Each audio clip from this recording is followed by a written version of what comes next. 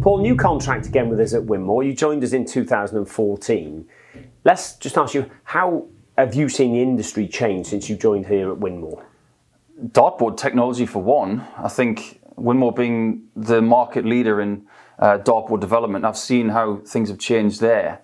And I think the need from players as to what they use and what they're throwing with, both in a fixed environment and in a portable sense, is a huge, huge thing. But I think personalization has changed a lot more in the last 8 years. Everybody wants their own little brand within what they use, and I think that maybe is the biggest difference. Is that because they want an advantage like yourself? You've changed your setup with us probably 4 or 5 times. You're looking at another tweak now. What's that for? It's evolution. You look at some of the greatest players of all time and they've gone through that evolutionary step.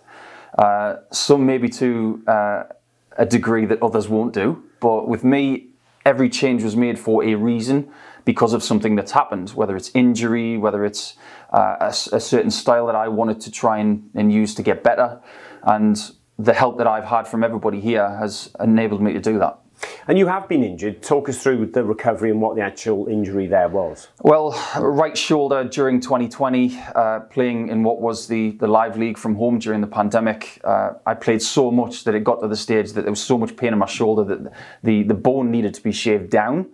So at that time I was using a grip just to try and take pressure off my wrist.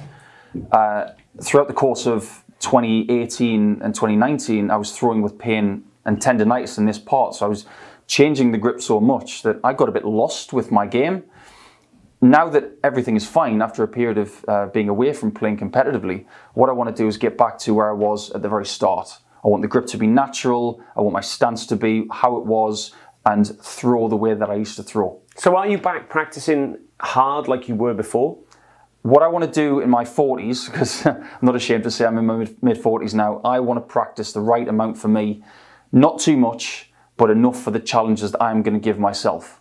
And I am saying that with my coaching clients as well. You have to practice based on the challenges ahead of you. So for me, I may be going into some challenges where I'm going to play 5-6 hours a day. I need to build up to that. So at the minute, it's about building up to that.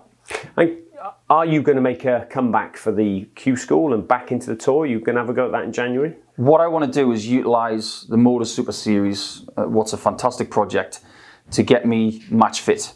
And I want to learn what happens from that.